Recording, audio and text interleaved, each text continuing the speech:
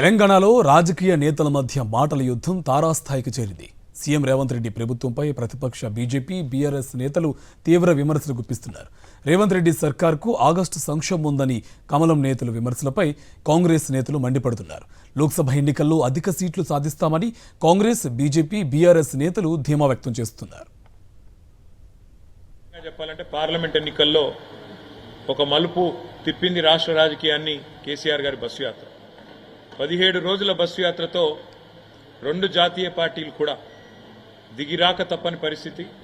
రెండు జాతీయ పార్టీల నాయకత్వాలు కూడా తెలంగాణ చుట్టూ గింగిరాలు కొట్టక తప్పని పరిస్థితి కేసీఆర్ గారి బస్సు యాత్ర కల్పించింది.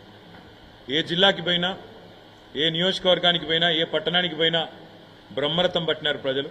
ఒక్క సీటు కూడా వస్తే ఎక్కువ అని చెప్పి స్వయంగా ముఖ్యమంత్రి రేవంత్ రెడ్డి ఒక్క సీటన్నా గెలుచుకొని చూపెట్టండి అన్న పరిస్థితి నుంచి ఇవాళ రెండు జాతీయ పార్టీలకు ముచ్చెమటలు పట్టించే స్థితి నెల రోజుల లోపలనే తెచ్చింది మా గులాబీ దండు, మా గులాబీ సైనికులు అనే మాట కూడా నేను విజ్ఞప్తి చేస్తా ఉన్నాను. కేసీఆర్ వచ్చి కర్మేర్కి వచ్చి దుర్గోలందరినీ ఒకటి కావాలి, బండి సంజయ్ని ఓడగొట్టా అని చెప్పి కేసీఆర్ పెద్ద పిలుపునిచ్చిండు.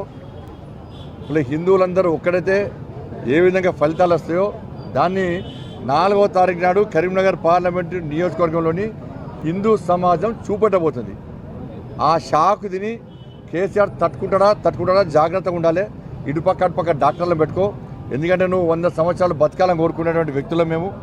కొంచెం 4th నాడు చాలా జాగ్రత్తగా ఉండు. ఎందుకంటే కరీంనగర్ నియోజకవర్గ ప్రజలు షాక్ చేయబోతున్నారు, ట్రీట్మెంట్ చేయబోతున్నారు.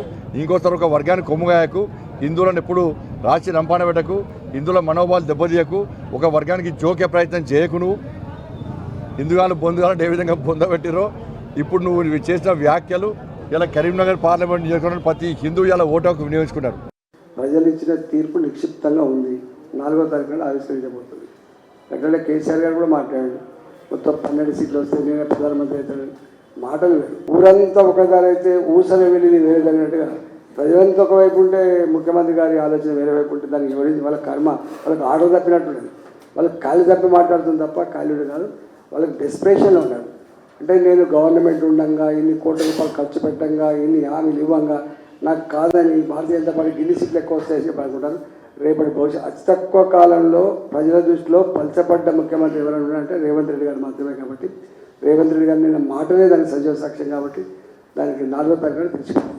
నిన్నటి స్టేట్మెంట్ తోటి 9 సీట్లు గెలుస్తాయని చెప్పి ముఖ్యమంత్రి గారు చెప్పడంతో ఇది స్పష్టమవుతా ఉంది. పోలింగ్ తర్వాత 14 సీట్లకి 9 సీట్లకి దిగిపోయినటువంటి వాస్తవాన్ని ఒప్పుకున్నటువంటి ముఖ్యమంత్రి గారి వల్ల దీనివల్ల ఏ రకమైనటువంటి పోలింగ్ జరిగిందో దీనివల్ల అర్థమవుతుంది.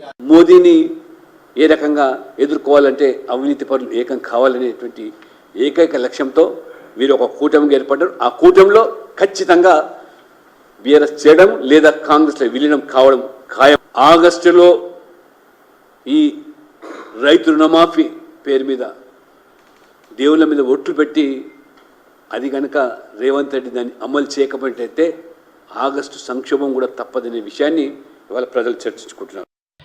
ఎంటైర్ తెలంగాణలో ఉన్న మహిళలందరికీ కాంగ్రెస్ గవర్నమెంట్ వచ్చిన తర్వాత సీఎం రేవంత్ రెడ్డి గారు బట్టిగా డిప్యూటీ సీఎం కానీ మా క్యాబినెట్ మినిస్టర్స్ సోనియా రాహుల్ గాంధీ గారి నాయకత్వంలో ఉచిత బస్సు ప్రయాణంలో మహిళలు 4 నెలల్లో అనుకుంటా ఒక్కొక్కరు ఎన్నిసార్లు తిరిగి కూడా మనం అంచనా వేయలేం. మనం ఇంత క్లారిటీ ప్రజలకు ఉన్నప్పుడు ఆయన లక్ష్మణ్ గారు ఎందుకు సంక్షోభం వస్తుంది అనే దాంట్లో అర్థం కాలేదు నాకు. అది ప్రజలు హ్యాపీగా ఉన్నారు.